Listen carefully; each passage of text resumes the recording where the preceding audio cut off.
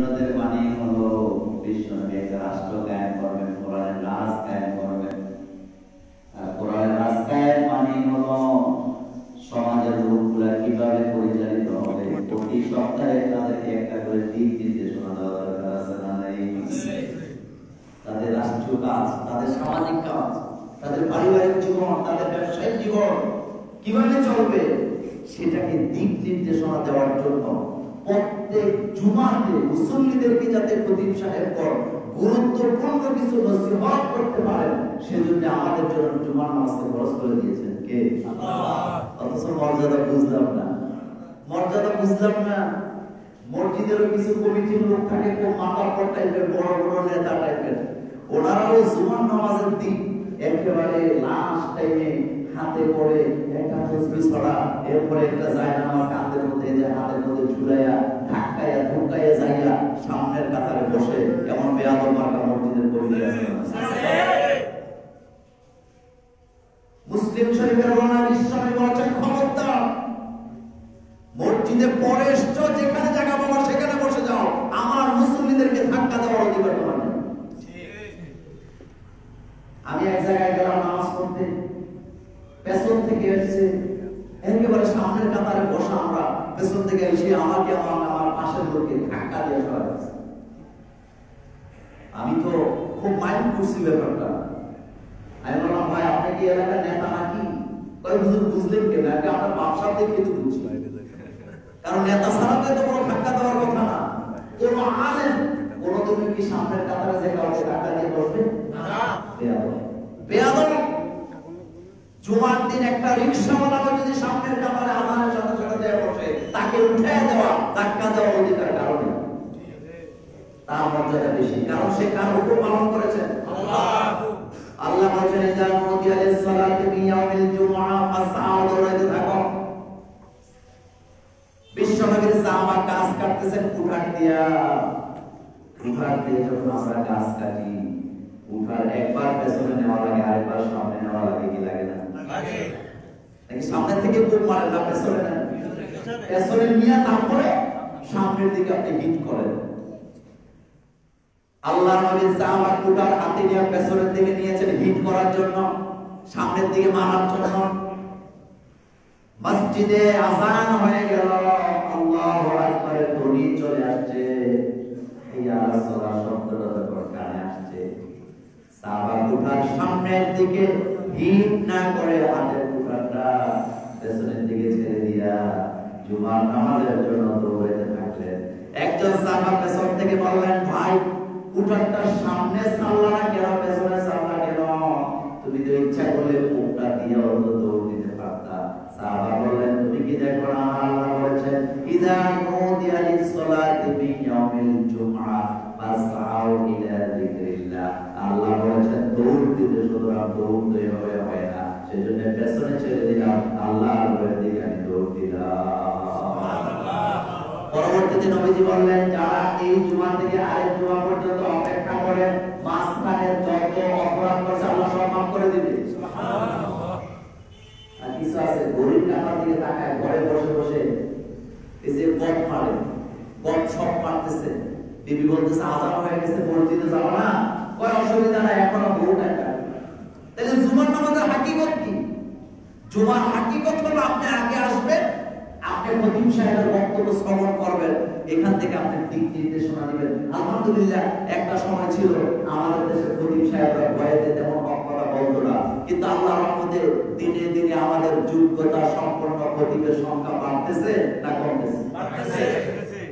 আরে বাড়ার একটা সুফল আমাদের মধ্যে আছে না? আলহামদুলিল্লাহ। এখন আর আগের মতো বুঝামন দিয়ে কেউ চালায় না। আল্লাহর রহমতে আমাদের ইমাম সাহেবরা যোগ্যতা সম্পন্ন কোরআন হাদিস দিয়ে তারা বক্তব্য দেয়। আমি মাঝে মধ্যে বলি, কোন মসজিদের খতিব যদি যোগ্যতা সম্পন্ন হয়ে আলোচনা করে, 10 বছর পরে তার এলাকার মুসলিমেরও আলেম হয়ে যায়। আপনাদের সেই যোগ্য খতিব সাহেবের অনুমতি নিয়ে আজকে আমি এখানে বসেছি। আমি কিছু কথা বলে যাবো ইনশাআল্লাহ। আমি হচ্ছে আপনাদের মেহমান মাত্র, অন্য কিছুই না। আমি 2টি কথা বলবো যতটুকু পারি, কারণ আমি জানি গরিব কাটা আমাদেরকে সেভাবে সাপোর্ট দিবে না, যেহেতু এটা জুমার কথা। প্রথম কথা আমার আজকের আলোচনা, এই পৃথিবীতে আমরা এসেছি, আমরা থাকতে আসি নাই, আমরা সবাই মরে যাব, আমরা মাটির সাথে মিশে যাব, আমার এই দেহের অস্তিত্ব থাকবে না। আমার নাকটা এত সুন্দর, আমার চোখগুলো এত টানা টানা, আমার ভ্রুগুলো এত সুন্দর, আমি যখন আয়নার সামনে দাঁড়াই আমি খুশি হয়ে যাই, কিন্তু একবার চিন্তা করি না এই সুন্দর দেহটাকে মাটির সাথে মিশিয়ে দেবেন কে? আল্লাহ। আল্লাহ পাক বলেছেন মিনহা খালাকনাকুম ওয়া ফিহা নুঈদুকুম ওয়া মিনহা নুখরিজুকুম তারাতান উখরা। এই চমৎকার তথ্য আল্লাহ কোরআনে দিলেন। আল্লাহ আঙ্গুল দিয়ে দেখায় দিলেন মিনহা খালাকনাকুম, এই যে মাটি দেখতেছো মায়ের নিচে, এটা দিয়ে তোমাকে বানাইছি। কোনটা দিয়ে বানাইছি? মাথার উপরে এই যে সুন্দর টাইলস, এটা দিয়ে বানাই নাই। গাছের পাতাগুলা দিয়ে বানানো হয় নাই, দামি কোনো পাথর দিয়ে আপনাকে বানানো হয় নাই। আল্লাহ দেখায় দিলেন তোমার পায়ের নিচে যে মাটি আছে, সেই মাটি থেকে আমি আল্লাহ তোমাকে বানিয়েছি। কিসের অহংকার করো, কিসের বিদ্বেষ করো, মানুষকে ঘৃণা করো, মানুষকে ছোট মনে করো, কেন করো? পায়ের মাটি, তোমার পায়ের নিচে যে মাটি আছে এটা থেকে আমি তোমাকে বানাইছি। তবে বানাই আমি তোমাকে প্রমোশন দেই না, আমার এখানে আমি তোমাকে পুঁতে ফেলবো। কার কথা? অফিহা নুঈদুকুম। এতটুকু বললেই তো পারতেন যে এই মাটি থেকে তোরা বানাইছি, এত বললেই হতো না। এরপরে বলতেছে অহংকার করিস না, আমার কিন্তু আমি তোর এই মাটির দিকে ঢুকাই দেবো। সুবহানাল্লাহ। এরপরে অহংকার আছে না? দামি পাঞ্জাবি, দামি জুতা, দামি টুপি, দামি আলো, দামি সেন, দামি গাড়ি, ওনার ব্যবসা করলো লাভ নাই, কোনো করে আল্লাহ আঙ্গুল দিয়ে দেখাচ্ছেন মিনহা খালাকনাকুম, এই মাটি থেকে তোমাকে বানিয়েছি, ওয়া মিনহা নুঈদুকুম, এই মাটির তলে আবার তোমাকে আমি ঢুকাই দেব। ওয়া ফিহা নুঈদুকুম। এরপরে আল্লাহ বললেন এতটুকু শেষ না মনে করো না তুমি মাটি হয়ে যাওয়া। মাটি হওয়ার সুযোগ নেই, মাটি থেকে বানালাম, মাটিতে পুঁতে ফেলবো, এখানে শেষ হবে না, অস্তিত্ব বিলীন হবে না। অমিনহা নুখরিজুকুম, আবার সেখান থেকে আমি তোমাকে টেনে তুলে যত কিছু করেছে সবগুলোর হিসাব নেবেন আল্লাহর কথা। যে কত যুক্তি সম্পন্ন কথা, কতটা দালিলিক, বাস্তব, লজিককে সমন্বয় করে আমার আল্লাহ কথা বলেন। আল্লাহ আঙ্গুল দিয়ে দেখাচ্ছে এই মাটিটা থেকে তোমাকে বানাইছি, আবার আমি তোমাকে এটা থেকে ঢুকাই দেব। ঢুকাই দিলে মনে করবা তোমার কাম সারা, তুমি বাইচে গেছো, তুমি পরের টাকা মারছিলা, তুমি গরিবরে ঠকাইছিলা, তুমি দোকানদার থেকে বাকি নিয়ে জীবনে টাকাটা দেওয়া নাই, তুমি মনে করছো মাটি তলেছে গেলে তলে গেলে তোমার শেষ না। অমিনহা নুখরিজুকুম, আমি সেখান থেকে তুমি টেনে বের করে জীবনে যা করছিলে সব ক্ষেত্রে হিসাব আমি কর্তব্য করে দেব। এই জন্য বিশ্বনবী বলেন খবরদার কাউকে হিংসা করবা না, বিদ্বেষ করবা না। কয়টা শব্দ? 3 নম্বরে নবীজি বলেন ঝগড়া করবা না। বুখারী মুসলিমের হাদিস, আবি হুরায়রা রাদিয়াল্লাহু তাআলা আনহু নবী সাল্লাল্লাহু আলাইহি ওয়াসাল্লাম বলেন লা তাবাগাদু, খবরদার হিংসা বিদ্বেষ ছড়াবা না। ওয়ালা তানাফাসু, কারোর সাথে ঝগড়া করবা না। ওয়াকুনু ইবাদাল্লাহি ইখওয়ানা, সমাজে তোমরা যারা আছো একজন আরেকজনের ভাই হয়ে যাও। কি হয়ে যাও? ঝগড়া কিন্তু আমাদের এলাকায় নাই, আমাদের এলাকায় ঝগড়া করা হয় কথায় কথায় ঝগড়া, তর্ক, গালাগালি, একজন আরেকজনের বিরুদ্ধে হেঁটে হেঁটে পড়ে। রাসূল সাল্লাল্লাহু আলাইহি ওয়াসাল্লাম বলছেন খবরদার বিদ্বেষ করো না, ঝগড়া করো না, বরং একে অপরের কি হয়ে যাও। কিন্তু বাইকে আমরা হতে পারছি। আজকে রাজনৈতিক কারণে একজন আরেকজনের বিরুদ্ধে হামলা দেয়, রাস্তাঘাটে দাঁড়ায় থাকে অস্ত্র নিয়ে, কোন সময় সুযোগ পায় মাথা হাতে, এমনকি একই দল করে, কেউ একটু ছোট পদে আছে, কেউ একটু বড় পদ আছে, বড় পদটা কিভাবে দখল করা যায় এই জন্য অস্ত্রবাজি আছে না, একেবারে মাথার মধ্যে পিস্তল ঠেকাইয়া ফুটাই করে দেবে। বিশ্ব নবী বলেছেন বিদ্বেষ করো না। বড় নেতা ছোট নেতাদেরকে শেল্টার দেয়, দেখি না শেল্টার দেয়। এখন ছোট নেতার থেকে 2-1টা নেতার একটু মাথাটা লম্বা হয়ে গেছে, মানে উনি আরো বড় নেতা হওয়ার চেষ্টা করতেছে। আরেকটা যায় কয় ভাই কিন্তু আপনার উপর দিয়ে চলে যাচ্ছে। কয় তাই নাকি? কয় হ্যাঁ। এরকম একটা বাংলাদেশে নাই তো? চিন্তা করেন কি জিনিস। পৃথিবীতে একমাত্র ইসলামী ধর্ম, ইসলামী একমাত্র দাওয়াতি কাজ করে, ইসলামী আন্দোলনের ভিতরে বড় নেতা ছোট নেতা বলতে কিচ্ছু নাই, সবাই আল্লাহর গোলাম। আমরা আজকে নামাজ পড়তে আসছি, আমরা সবাই কার গোলাম? কোনো সন্দেহ আছে? এখানে রিক্সাওয়ালা, ঠেলাওয়ালা, এরপরে একজন অফিসার, আরেকজন একেবারে বড় হুজুর, একজনের গায়ে আরেকজনের গা যদি লাগে, আমাদের মধ্যে কোনো বিদ্বেষ আছে নাকি? নাই। কাঁধে কাঁধ মিলিয়ে দাঁড়াইছে, কাঁধে কাঁধ মিলিয়ে সবাই সমান। আর ওখানে বলতেছে কি, মাথাটা যেহেতু লম্বা হয়ে যাচ্ছে, রাইখা আপনার ফালায় দেয়, এরপরে শেষ। বিশ্বনবী বললেন না, এটা করা যাবে না, বরং কোন ইবাদাতুল্লাহি ইখওয়ানা, আল্লাহর গোলামি করার ক্ষেত্রে তোমরা একে অপরের ভাই হয়ে যাও। জোরে বলে কি হয়ে যাও? ভাই মানে কি? ভাই মানে হলো বডি দুইটা আলাদা কিন্তু আসছে এক জায়গা থেকে, একই জায়গা থেকে এটা তৈরি হয়েছে। ইট চিনেন তো আপনারা? ইট যে বানায়, ইটটা কি হাত দিয়ে এরকম করে না? এটার একটা ফর্ম আছে। কোন ফর্মা যদি 1 ইঞ্চি বেশি হয়, কোনটা যদি 1 ইঞ্চি কম হয়, এই ইট মানুষে কিনবে তো? বলবে বেটা তোর ইট একটা লম্বা আর একটা খাটো, তোরটা নিয়ে কিনবে, এটা দিয়ে বিল্ডিং বানানো যাবে না। যদি বিল্ডিং বানাতে হয়, প্রত্যেকটা ইট সাইজে কি লাগবে? সমানে সমান, 100টা পার্থক্য হবে না। সুতরাং আমরা মুসলমান, আমরা ভাই ভাই, আমাদের মধ্যে আলাদা 100টা 200টা এদিক সেদিক হওয়ার কোনো সুযোগ নাই। হ্যাঁ, মর্যাদার ক্ষেত্রে মানুষের এদিক সেদিক হতে পারে। আল্লাহ কোরআনে বলেছেন ফাদ্দালনা বা'দাহু আলা বা'দ, মর্যাদার ক্ষেত্রে কারো উপরে কেউ যাবে, কেউ লেখাপড়া বেশি করছে, কেউ ইবাদত বেশি করছে, সে ব্যাপারে মর্যাদা একটু বেড়ে যায়। কিন্তু মানুষ হিসাবে সবার সমান, ভাই ভাই। বলেন কি? মায়ের পেট থেকে যেমন একই মায়ের পেট, একই জরায়ু থেকে, মায়ের পেটের ভিতরে ডিম্বাণু থেকে আমরা তৈরি হয়েছি, আমাদের মূল কিন্তু একটা। নবীজি বললেন কুনু ইবাদাল্লাহি ইখওয়ানা, কুনু ইবাদাল্লাহি ইখওয়ানা, তোমরা একে অপরের জন্য সবাই মিলে ভাই ভাই হয়ে যাও। ভাই ভাই হয়ে যাও, তোমাদের মধ্যে আলাদা কিছু নাই। ঝগড়া করতে পারবে না, বিদ্বেষ করতে পারবে না। কথা বলি কার? 2 নাম্বার, মুমিন ব্যক্তি যারা, একটা লোক মুমিন বুঝবেন কিভাবে? রাসূল সাল্লাল্লাহু আলাইহি ওয়াসাল্লাম বলেছেন, বুঝবা মুমিনরা সব সময় চিন্তাশীল হয়, গম্ভীর হয়, ভদ্র হয়, চিন্তা ভাবনা না করে কথা বলে। সুবহানাল্লাহ। সুবহানাল্লাহ আসবে না? আল্লাহ নবী বলেন মুমিন চিনার কায়দা হলো, মুমিন চিনাইতেছেন মুহাম্মাদুর রাসূলুল্লাহ। খালি করে আমি ঈমান আনতে হবে না, নবীজি চিনাইতেছেন মুমিনের কোয়ালিটি। আল্লাহ নবী বলেন মুমিনরা চিন্তাশীল হয়, গম্ভীর, কথায় কথায় ফলন করে না, প্রয়োজন ছাড়া কথা বলে না, গম্ভীর প্রকৃতি। লোকেরা বলে মাশাআল্লাহ ছেলে ভালো, গম্ভীর প্রকৃতির লোক, বেহুদা কথাবার্তা বলে না। আমার বন্ধুগণ, নবীজি বললেন 1 নম্বরে চিন্তাশীল হবে, 2 নম্বরে গম্ভীর হবে, 3 নম্বরে ভদ্র হবে।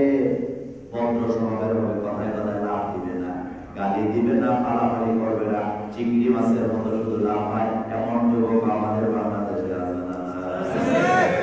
খালি লাভ হয় মানে শরীরের মধ্যে একটু কি আসছে, নতুন জোয়ার আসছে আর কি, একটু যৌবনে তার একটু খেলা আছে, শুধু লাভ হয়, শুধু লাভ হয়।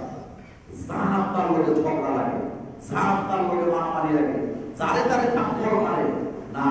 মুমিন কখনো এমন হবে না, মুমিন হবে নম্র, ভদ্র, গম্ভীর। আল্লাহ নবী বলেছেন, আবু হুরায়রা রাদিয়াল্লাহু আনহু বলেন, রাসূলুল্লাহ সাল্লাল্লাহু আলাইহি ওয়াসাল্লাম, আল মুমিনু গিররুন, আল মুমিনু গিররুন, গম্ভীর প্রকৃতি, দেখলেই বুঝবা লোকটা মুমিন। ফড়ন ফড়ন করবে না, কথায় কথায় চাটুকারিতা করবে না, মানুষকে সমালাপ চিন্তা করবে না। মেয়ের সমাজে বসলে দেখবেন অসৎ লোকগুলো সবচেয়ে বেশি কথা বলে। যিনি অরিজিনালি সন্তান, মেয়ের প্রথমে উনি কথা বলে না, উনি শুধু শুনে। কথা কি ঠিক বলো না? যিনি বিচারক, আসলে বিচারক, মেয়ের দরবার যিনি বুঝে, দরবারকে আপনারা কি বলেন? সালিস বলেন। এই তো সালিস যিনি বুঝে শুরুতে কথা বলবে না, শুরুতে শুধু শুনবে যে তারা কি বলে শুনতে শুনতে শুনতে শুনতে শেষ পর্যায়ে যায় ওস্তাদের মায়ের এমন একটা কথা বলবে এতক্ষণ যা সববার উনি যেটা বলছে এটাই বিচারের না। বুঝা গেছে জ্ঞান আছে, এই জন্য আগে বলা বলো। নবীজি বলেছেন আল মুমিনু বিররুন, মুমিনরা গম্ভীর প্রকৃতির হয়, কথা শুনে বেশি বলে কম, ভদ্র প্রকৃতির হয়। মাইক করে না কথাটা বোঝার জন্য বলি, যেই বক্তা ওয়াজ করার সময় মাইক ছাড়তে চায় না, আরেক বেড়ার সময় দেখায় না, বুঝবেন বেড়ার ভিতরে মাল কম। কি কম?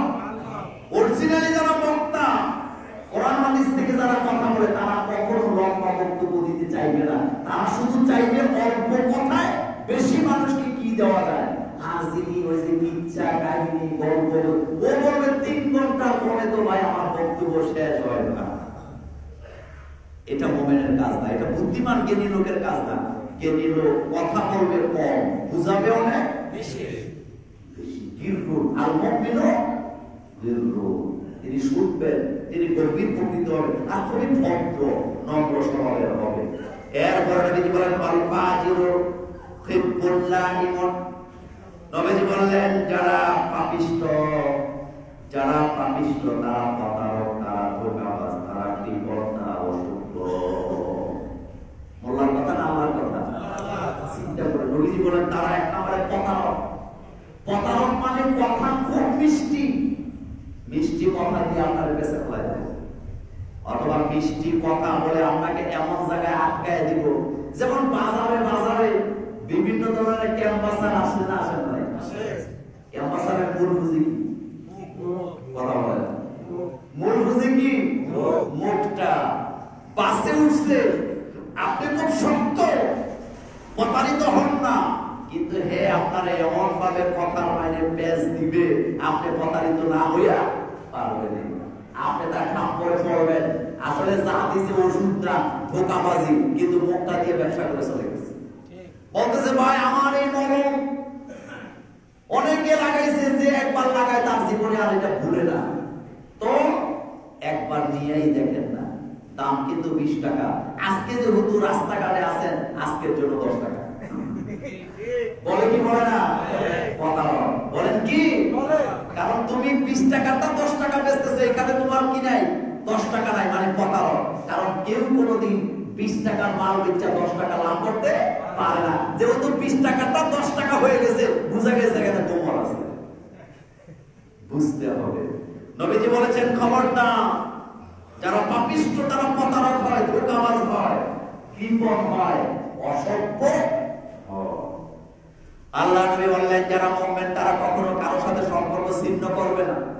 আমার বাপ বলতেন, আমার বাপের কথা বলি, আপনাদের বাপ না, আমার বাপ বলতেন বাবা শত্রুর সাথে সম্পর্ক খারাপ করবে না, কারণ হতে পারে না কোনো না কোনোদিন তার দরকার তোমার হইতে পারে। কথা বুঝেন নাই আপনারা? কথা বুঝেন নাই? আজকে লোকটা শত্রু, সে আপনার জন্য চরম শত্রু আপনার কাছে মনে হয়, এরপর আপনি তার সাথে সম্পর্ক ছিন্ন করবেন না। কারণ পৃথিবীতে যদি আপনি বেঁচে থাকেন 40 বছর পরেও এই লোকটার প্রয়োজন আপনার হইতে পারে কি পারে না? পারে। বাংলাদেশে খুব একটা আরেকটা শত্রু, একটা আরেকটা চেহারা দেখতে পারে না। সাইপ্রাস চলে গেছে একটা, আগে গেছে আরেকটা পরে গেছে। যাওয়ার পরে যেটা গেছে যাইয়ে বিপদে পড়ছে। রাস্তায় দেখা, কিরে ভাই তুই এখানে কেন? মুখ কালা করে দাঁড়িয়ে আছে। বাংলাদেশে থাকতে স্কুল জীবনে তোর সাথে আমার খুব দ্বন্দ্ব ছিল, কিন্তু আজকে তুই এখানে আইসস ভাই। এখন আর আগেরটা মনে নাই, একেবারে জড়ায়া ধরছে, ধরার পরে কাঁদতেছে, কয় ভাই আসছিলাম বিদেশে, সর্দার মারতে কি বলে দালালেরা মাঠপাড়ি করে আইনা তো রাস্তায় ছেড়ে দিছে, এখন যাবো কোথায়? ওই যে 70-40 বছর আগে বউকে জড়ায়া কয় আমি থাকতে তোর চিন্তা কি, আয় ঘরে আয়, আমি দেখবো তোর চাকরি কি হয়। এরকম হয় না তো ঘটনা? এরকম হয় না তো? এটা বিশ্বনবী 1400 বছর আগে বলে গেছেন কারোর সাথে সম্পর্ক ছিন্ন করবা না, হচ্ছে না শত্রু। মুহাম্মদের আদর্শ এটা। আল্লাহ নবী বললেন খবরদার কারোর সাথে সম্পর্ক ছিন্ন করে 1 বছর থাকতে পারবা না। قال رسول الله صلى الله عليه وسلم من أجر أخاه سنة فهو بسفك دمه আল্লাহ নবী বলেন কারোর সাথে এক বছর সম্পর্ক ছিন্ন করার মানে হলো ওই লোকটাকে যেন তুমি হত্যা করে দিলা। আমি আপনার ভাই, আপনি আমার ইমানি ভাই, আপনার সাথে আমি সম্পর্ক ছিন্ন করার কোনো অধিকার আমার নাই। হতে পারে আপনার সাথে আমার ছোটখাটো ব্যাপার নিয়ে খুঁটিনাটি ঝামেলা থাকতেই পারে, কারণ ঝামেলা ছাড়া পৃথিবী চলে। আরে ভাই, অনেকে মনে করে আর মাত্র একটা বছর এরপরে সবকিছু চাইলে ঝামেলা মুক্ত হয়ে যাব। আমি বলি আপনি ভুল ধারণায় আছেন, কারণ পৃথিবীতে আপনি যতদিন থাকবেন ঝামেলা মুক্ত হওয়ার কোনো সম্ভাবনা নেই। ঝামেলা একটা যাবে তো আরেকটা এসে হাজির হবে। সাংসারিক ঝামেলা, হঠাৎ বিপদে পড়ছে, বাচ্চাটা ছোট পানিতে চলে যায়, মা বাপ এর জন্য দরজার সামনে একটা কি লাগাইছে, গ্রিল লাগাইছে, ছোট্ট করে গ্রিল। লোকেরা একটা ভাই দরজার সামনে গ্রিল লাগাইছে কেন? আর কয়েকটা মাস মাত্র, বাচ্চাটা যদি একটু বড় হয়ে যায়, পানিতে যাওয়ার বয়সটা যদি একটু কি হয় শেষ হয়ে যায়, গ্রিলটা খুলে দিব, ঝামেলা শেষ। কিন্তু আপনারা বলেন তো, মা বাপ যারা আছেন গ্রিলের বয়স শেষ, কিন্তু বাচ্চা কাচ্চা যখন বড় হয় ঝামেলা বাড়ে না কমে? কথা আসতে বলেন। আচ্ছা, মেয়ে আপনারা লালন পালন করছেন, আমার মেয়ে আছে আলহামদুলিল্লাহ, মেয়ের বাপদের জন্য জান্নাতের ঘোষণা আছে না নাই? অনেকে মনে করে গর্ব করে বলে হুজুর দোয়া করে মেয়েটার বিয়ের বয়স হয়েছে, বিয়েটা দিতে পারলেই ঝামেলা শেষ। কিন্তু আমার মেয়ে বিয়ে দিচ্ছে, বুকে হাত দিয়ে বলেন তো, মেয়েদের লালন পালন করার সময় বিয়ের আগে বেশি ঝামেলা না মেয়ে বিয়ে দেওয়ার পরে ঝামেলা বেশি? মুছে তেল দিয়েন না, কারণ পৃথিবীতে থাকবেন যতদিন ঝামেলা মুক্ত হতে পারবেন না। এই দুনিয়াটাই ঝামেলা, লাভ নাই। কত হামের দিয়া কয় হুজুর মায়েরা বিয়ে দিলে কাম শেষ, কিন্তু দেওয়ার পরে টের পায় ঝামেলা কানে কয় কত বড় কি। আগে তো ছিল শুধু মায়ের ঝামেলা, এখন ওই যে জামাইরে হ্যান্ডেল করা লাগে, বেয়াইরে খুশি করা লাগে, বেয়াইরে খুশি করা লাগে, কি লাগে? তাহলে ঝামেলা বাড়ছে না কমছে? মোছে তেল দিয়েন না। এই জন্য বলি ঝামেলা কখনো শেষ হবে না, এটা থাকবেই। আল্লাহ নবী বলেছেন খবরদার কারোর সাথে সম্পর্ক ছিন্ন করে দিও না। লোকটা যদি তোমার শত্রু হয় তবুও তুমি তার সাথে সম্পর্ক ছিন্ন করে দিও না। যুবক ভাইদেরকে বলি তোমরা নওজোয়ান, সাবধান হয়ে যাও, মারামারি বন্ধ করো, ফাসাদ বন্ধ করো, রাজনৈতিক কারণে শত্রুতামি করো না। তোমার সাথে শুধু আমার আদর্শিক দ্বন্দ্ব থাকবে, কিন্তু আমার শারীরিক সামাজিক কোনো দ্বন্দ্ব থাকবে না। সমাজে মসজিদে মিম্বরে কালিমায়ে জানাজায়, কথা ঠিক না? শুধুমাত্র দল দুইটা, তুমি একটা আদর্শ লালন করো, আমি আরেকটা আদর্শ লালন করি, এছাড়া তোমার সাথে আমার কোনো দ্বন্দ্ব নাই। আমার বন্ধুগণ, এরপরে নবীজি বললেন মুমিনদের আরেকটি কাজ, আল্লাহ রাব্বুল আলামিনের কোরআনের বরাত দিয়ে আল্লাহ নবী বুখারীতে বললেন মুমিন কখনো বেহুদা কাজ করার সময় পায় না। এত ফোনে বেহুদা কথা বলার সময় পায় কই? আপনাদের এখানে আসার পরে একটা নিউজ পড়তেছিলাম, অনলাইনে নিউজ পড়তেছিলাম, ছেলে বিয়ে করছে 7 লাখ টাকা কাবিন দিয়ে, বিয়ে করার পর টের পাইছে মাইয়া আরেক জায়গায় ফিরিতি করে, শ্বশুর বাড়িতে গেছে, যাওয়ার পরে দেখতেছে মেয়ে অর্থাৎ তার বউ আরেক বেড়ার লগে মোবাইলে কথা। ব্যাখ্যাটা পড়ে দেই। আচ্ছা, আপনারা বলেন তো, এই ধরনের ফালতু প্রেম করে যারা মোবাইলে কথা বলে তাদের সময়গুলা খুব ভালো কাজে ব্যয় হচ্ছে না খারাপ কাজে? একটা কথা মনে রাখবেন, আমি অনেক সময় বলি আমার মায়ের বোনদেরকে, যে যেই ছেলে তোমার সাথে অবৈধ প্রেম করে ঘন্টার পর ঘন্টা মোবাইলে কথা বলে, বুঝতে হবে এটা বেকার, এটা বাপের হোটেলে খায়, তারে দিয়ে জীবনে কামাই রুজি হওয়ার সম্ভাবনা নেই। কারণ যেই ছেলে কর্ম তার হাতে এত সময় আছে নাকি? আরে ভাই, আমারে দিয়ে আমি ওই ফোনটা রিসিভ করার সময় পাই না। বিদেশ থেকে ফোন দেয় ফোলা পাইলে, কয় হুজুর 10 মিনিট কথা বলতে চাই, আদর করে বলি ভাই এত সময় তো নাই, 2 মিনিট। আর এতে ঘন্টার পর ঘন্টা রাস্তায় মোবাইলের চার্জ শেষ হয়ে যায়, মোবাইলের ফোনের ভিতরে আমার চার্জার ঢুকায়। এরকম বেয়াদব আছে না নাই? এটা অলস, এটা বেকার। এই ধরনের টাইমই সে পাবে না তোমার সাথে কথা বলা। কাজের লোকেরা বেশি কথা বলার সময় আল্লাহ রাব্বুল আলামিন সূরাতুল মুমিনিনে বলেছেন ওয়াল্লাযীনা হুম আনিল লাহবি মুরিদুন। আরে মুমিন তো তারা যারা অলস থাকে না, বেকার থাকে না, বেহুদা কথাবার্তা বলে না। কারণ বেহুদা কথাবার্তা বলার মতো মুমিনের হাতে কোনো সময় নেই। এত সময় পাই করি ঘন্টার পর ঘন্টা, ঘন্টার পর ঘন্টা। যেই লোক যেই যুবক বিদেশে যাইয়া সারাদিন বউর লোকের কথা কয় মোবাইলে, বুঝবেন তে বউরে টাকা পয়সা দিতে পারে। আর যেটা অরিজিনাল কাজের সে বলে দেয় বউকে, মাকে, ভাইকে যে আমি এতটা থেকে এতটা পর্যন্ত আমি ডিউটিতে থাকি, ওই সময় তোমাদের সাথে আমার কোনো কথা হবে না, তার ফাঁক দিয়ে তোমাদের সাথে কথা হবে। বুঝতে হবে এটাই কমফর্ট। কথা ঠিক কি না? তাইলে বুঝা গেছে কাজের লোক কখনো বেহুদা কথাবার্তা বলতে পারে না। সময় কই বাইরে, সময় কই। কিছু আছে মানুষের পিছে লেগে থাকে, নিজের পিছে লাগার সময় নেই। আরে ভাই আপনি নিজের পিছে আগে লাগেন, এরপর আরেকজনেরটা দেখেন, অমুকে এটা করছে, অমুকে এটা করছে, অমুকের মেয়ে এটা করছে, অমুকের ছেলে এটা করছে। তো এত কিছু খুঁজেন কেমনি আপনি? আপনার সময় কই? আপনার নিজেরটা খুঁজবেন কখন? গ্রামে চায়ের স্টল আছে না? কথা বলেন। চায়ের দোকান আছে না? যাই এই বুড়া বুড়াইছি, এই চা দে, চাটা হাতে দিছে, চাটা ডাইরেক্ট খায় না, একটু সময় নেই। ওই টিভিটা লাগায় রাখছে, নাটক চলতেছে অথবা খেলা চলতেছে, বুড়া খায় কাপ এই ঠোঁটে লাগায় লাগায় জিহ্বার মধ্যে একটু বিড়ালের মতো, কিসের মতো? বিড়ালের মতো জিহ্বাটা লাগায় লাগাইয়া সেই চাটা খাওয়া যেত 5 মিনিটে, ওইটা খাইছে 1 ঘন্টা লাগে। এরপরে জিগায় আর কয়বার বাকি আছে রে? ওই মাত্র 2 বার, আরেকটা চা লাগা। এরকম নাই তো? এই লোকটাই যখন আমার মসজিদে যায়, কেরাতটা যদি 2 লাখ ইমাম সাহেব বেশি পড়ে, ওনার কলিজা ছিঁড়ে দিতে চায়। মুনাফিক, মুনাফিক।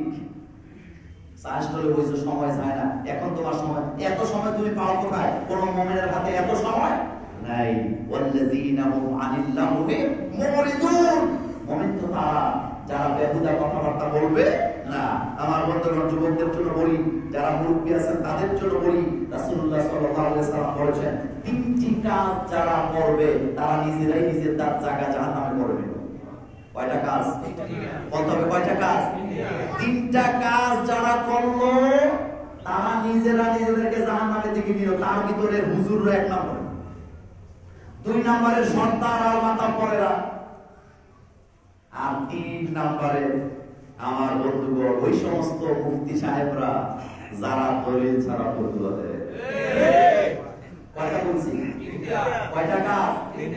খুব ঠান্ডা মাথায় ব্রেনে রেখে দিবেন কথাগুলা। 3টা কাজ যারা করবে তারা নিজেরাই নিজের জায়গা জাহান্নামে করে নিল। 1 নম্বরে যারা বক্তা, তাদের ব্যাপারে রাসূল বলেছেন মান তাকাওয়ালা আলাইয়া মা লাম আকুল ফালিয়াতাবাওয়া মাকাদাহু মিনান নার। নবীজি বলেন আমি যেই কথা বলি না সেই কথা যদি কোন বক্তা বলে, সে নিজেই নিজের জায়গা জাহান্নামে করে নেবে। 2 নম্বরে নেতা, সর্দার, মাতাব্বর। মোল্লার কথা না আল্লাহর কথা? আল্লাহ নবী বললেন আমান ইস্তাশারা আখুল মুসলিম ফাআশারা আলাইহি বিগাইরি রুশদিন ফাকাদ খানাহু। নবীজি বলেন ওই সমস্ত নেতারা, ওই সমস্ত সর্দার, মাতাব্বরেরা যাদের কাছে মানুষেরা পরামর্শ নিতে আসে আর সুপরামর্শ দেয় না, বরং কুপরামর্শ দিয়ে তার 12টা বাজায় দেয়, এরকম সর্দার আমাদের বাংলাদেশে নাই। কথা কি আমি বলতেছি না আল্লাহ রাসূল বলতেছেন? কষ্ট পেতেছেন আপনারা? আগে তো হুজুরদের বলছি যে আপনারা তো কষ্ট পাওয়ার কথা না। নবীজি বলেন ওই সমস্ত সর্দার মাতাব্বর যারা মানুষকে সুবুদ্ধি দেয় না, বরং কুবুদ্ধি দেয়।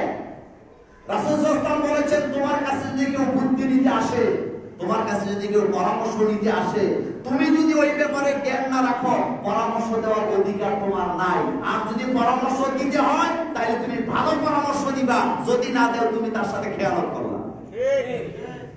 কি করলাম? কি করলাম? খেয়ানত করলাম। লা তাকফু মা লাইসা লাকা বিহি ইলম। ওই ব্যাপারে কথা বলো না যে ব্যাপারে তোমার জ্ঞান নাই। বুদ্ধি দিছে এমন বুদ্ধি সব বেঁচে কিনা শেষ। আমার বাপ সরকারি করতেন, ওনার কাছে শুনছি উনি বলছেন যে বাবারে দুইটা বুদ্ধি যদি কারণে দেওয়া যায় ধ্বংস করে দেওয়া যায়। আমি বললাম বাবা কি কি? এক নাম্বার বুদ্ধি হলো তার যদি টাকা পয়সা হয় আর ফুসলে পাঁচটায় যদি একটা নির্বাচন করায় দেওয়া হয়। কথা ঠিক কি না? আর দুই নাম্বারে বউ একটা আছে, শান্তিতে আছে, বুদ্ধি দিয়ে যদি কোনো রকমে আরেকটা বিয়ে করায় দেওয়া হয়। এরকম বুদ্ধি দেওয়া নাই তো? এরপরে 3 নম্বর নবীজি বললেন ওমান ইফতা ফুতিয়া বিগাইরি সাবাতিন। তার কাছে কোনো দলিল নাই কিন্তু কথায় কথায় ফতোয়া দেয়। হুজুর বলেন এমন আলেম আমাদের দেশে আছে না? ও জিহ্বাটা কেটে ফেলে দেওয়া হবে। কত বড় মুক্তি হচ্ছে আগে বুঝবা। যদি নামের আগে মুক্তি লেখো, ফতোয়া দিচ্ছ মন করা। তোমার নবী সুনানে আবু দাউদ, মুসলিম শরীফের সহিহ হাদিসে বলেছেন ওমান ইফতা ফুতিয়া বিগাইরি ইলমিন বিগাইরি সাবাত সুবুতি। দুইটা কথাই নবীজি বললেন, ইলম ছাড়া সবুত ছাড়া যদি ফতোয়া দেয় ওই লোকটা নিজের জায়গা নিজে জাহান্নামে পড়বে। তাহলে হুজুর গো ধরছে কয় জায়গা? আর সর্দার করে ধরছে, নেতা করে ধরছে কয় জায়গা? বাঁচার রাস্তা নাই। আখের বুঝা, আখের বুঝা। কথা শুধু বললে হবে না, প্রত্যেকটা কথার জন্য জবাব দিতে হবে কার কাছে? কার কাছে? বাঁচতে পারবেন না। নামের আগে লেখছে অমক তমক তমক। আমি আশ্চর্য হয়ে যাই, আমি আশ্চর্য হই এই কারণে পোস্টারের মধ্যে যখন নাম লেখে আসল নাম খুঁজে পাওয়া যায় না।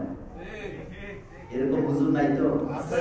অমক তমক তমক তমক তমক। আসল নাম কোনটা?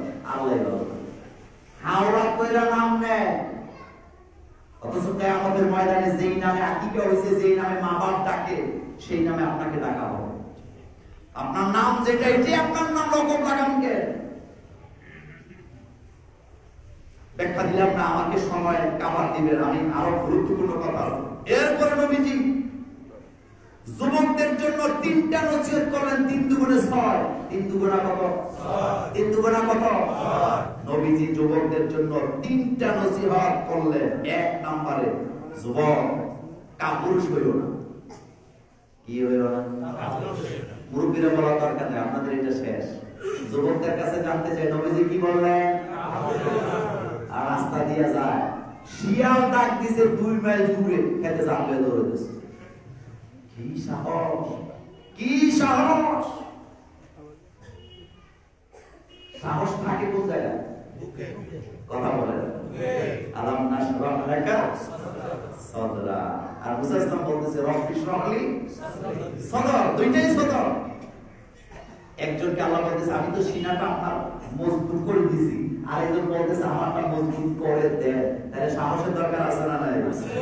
উহুদে বদরে যারা যুদ্ধ করেছেন আপনারা বলেন তো, উহুদে বদরে যারা যুদ্ধ করে বিজয় ছিনিয়ে আনলেন, ওই যুবকগুলা কি বিদ্যুৎ ছিল নাকি? ইসলামের প্রথম যুদ্ধ কোনটা? বদরে কয়জন সাহাবা ছিল? মাত্র 313 জন। তারা ছিল কয়জন? 1000 কোনো টেন্ডা মিন্ডা না, একেবারে টটিয়া না।